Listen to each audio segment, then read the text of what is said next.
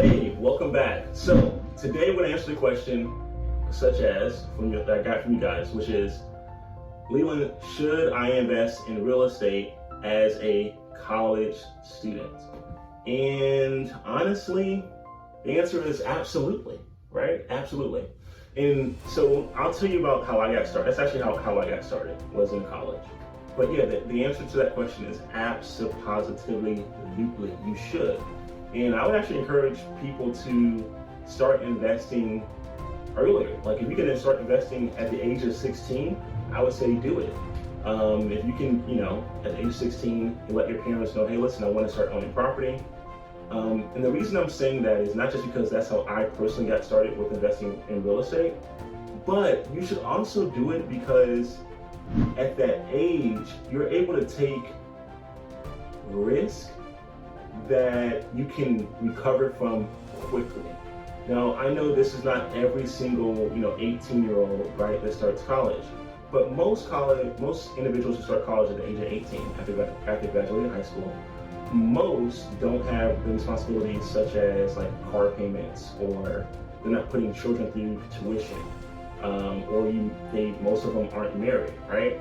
So you don't have a lot of additional financial responsibilities, which means that you can properly focus on your financial future and be willing to actually make the investment. Also, as a college student, you will have the flexibility, where I call it superpower really, of basically operating on less sleep. We all know how college students can be, right? So sometimes you can party on a Thursday night until like 5 a.m. the next day, it'll be Friday. You might have an exam 8 a.m. I've been there. And you like ace the exam, right?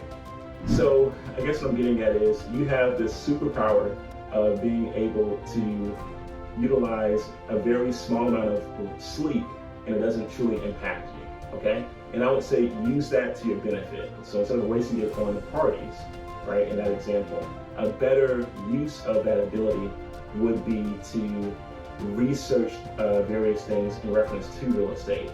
It would be to study purchase agreements. It would be to look at certain markets, et cetera, okay? Now, when I got started, what happened is it was actually my sophomore year of college. I had finally read the book Rich Dad Poor Dad, and shout out to my mom, because my mom actually gave me that book when I was in 5th grade. That kind of shows you how old I am. But when I was in 5th grade, my mom actually gave me the book Rich Dad Poor Dad. And unfortunately, as a rebellious child at that time, I chose not to read that book. It took me until I was a sophomore in college, and I was like, wow, I wish I read this book sooner, right? And one of the reasons that I wish I would have read that book sooner is because at the age of 18, you can actually qualify for what's called a FHA mortgage. And I guess we can talk about that in another video. If you want me to tell you about that, just put in the comments. But you can qualify for FHA mortgage, which means that essentially as you're going to college, you could technically own a duplex, triplex, or quad, fourplex, and you could actually lease those units or bedrooms to other college students. And that additional $2,000, $3,000, or $4,000 that those units bring in could actually be used as money to do other things, or you could actually use that money to go ahead and invest in another fourplex or another duplex or another house, right? And you can do that by starting young. And so if you're 18, just think about the compound of this. You're 18 and it costs you $3,000, or maybe you get the money from your parents for the down payment for the property, right? Because it's cheaper for you to buy a property while in college, and it's easier to qualify, to be honest, than it would be for you to actually pay room and board. Let that sink in, right? It's cheaper in many places for you to buy a property within a college town than for you to pay room and board for 4 consecutive years, okay? So just imagine that, like let that sink in. And imagine if you took that model and you looked at how the FHA loan worked, you figured it out, and you found out that you could refinance every 6 months, and so you could buy another one of those properties every 6 months or every 12 months. That means if you graduated in 4 years, which I did not, but if you graduated in 4 years, that means you could actually have 4 different properties. What that also means is that you would, for your assets, your asset column, that means you also have over $1 million plus of assets on your balance sheet. Why is that? Because the average house in the United States right now is valued somewhere around like $350,000. So technically by your third house, you would have already had $1 million worth of assets, right? And you could have accumulated that well before graduation. And so now imagine all of the options or the freedom that you would have preparing for graduation, knowing that you already have $3, $4, $5, $10,000 a month coming in through passive income. And it gives you a sense of freedom and stability to where if you wanted to backpack throughout Europe for a year and decide, before you decide about going into corporate America, you can make that decision for yourself. Or if you wanted to become a vlogger, right, for 12 months after graduation, you would have the freedom to do that. In addition to that, I mean, you would obviously have to have a management team or property manager, and which I would encourage you to do. And by doing that, you now have hands-off passive income. So long story short, to answer your question, which is, Leland, should I start investing in real estate in college? The answer to that is yes. Now, there are different types of ways that you can invest in real estate, right? Because there are different ways of investing. You have people that like to fix and flip, which I consider that to be a speculation and not truly an investment. I consider investments to be something that you would actually hold or add to a balance sheet and it becomes an asset. It's like kind of like someone telling me like that they invest in stocks, but really they're like a day trader. That's how I kind of view people who fix and flip houses. Okay. Someone who has like rentals or Airbnbs or Verbos, right? I consider that more as an investment. Someone who is doing Airbnb or rentals without owning the property in their name, maybe they're doing what's called like arbitrage, for example. I would still consider that somewhat of an investing as well, because what they're doing really is they're really, if you think about it, they're operating through contracts, right? Which is basically also what wholesaling is. Wholesaling is your ability to assign or give or sell contract agreements. That's what wholesaling is, okay? And so if someone's doing Airbnb arbitrage, for example, they don't own the home, but they have a contract agreement with the owner of the home, and they have a contract agreement with Airbnb, for example, or Vrbo. And so they're working within that contract. And in both cases, you can still make it fairly passive as well, okay? So you have to decide what facet of real estate investing will you be, right?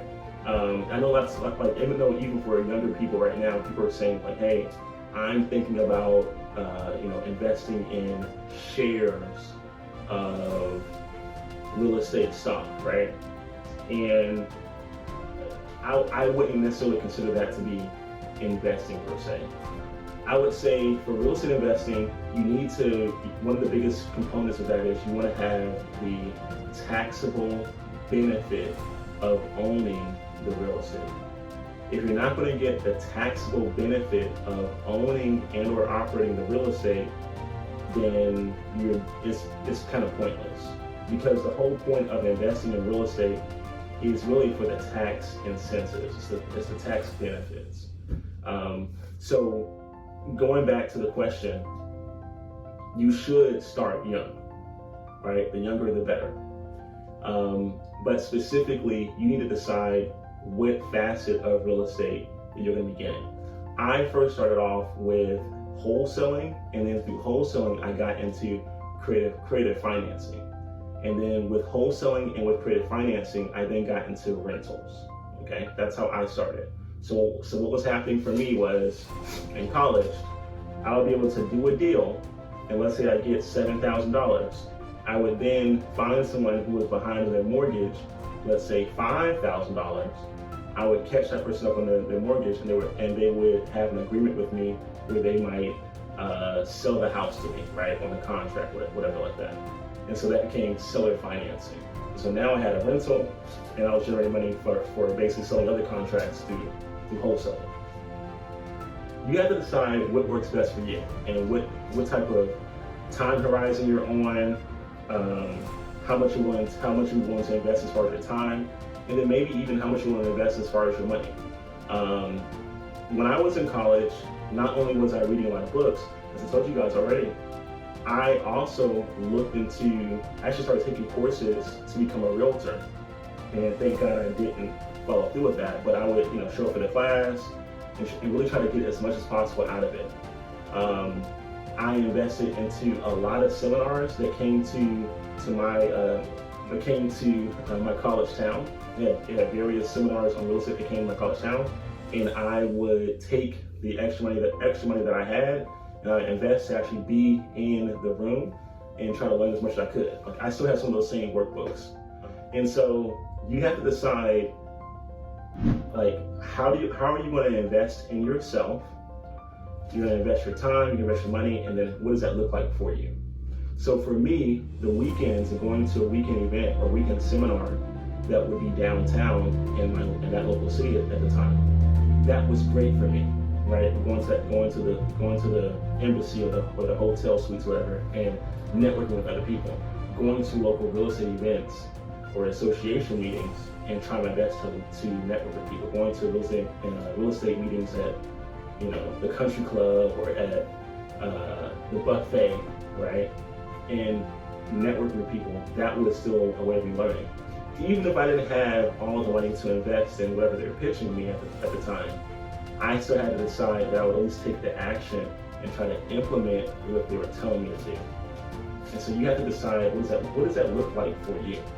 And the great thing is, if you are that younger person, now is the best time to want to go after your dreams, but also take some risks. Make sure to calculate it. Like, don't take crazy, ridiculous risks, but be willing to be risky, especially if you don't have to. You don't have a lot of other obligations. Okay.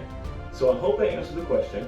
I do want to let you guys know again that if you're looking for a free course that you can actually take at your own pace, all you have to do is go to www.yourfirst10kWholesaling.com/free. All right. You enter in your email information there, and you'll be sent a login, your own login to a course, and it will give you the ins and outs. And if you want more hands-on help, reach out to us, and we'll be able to help you out. Okay.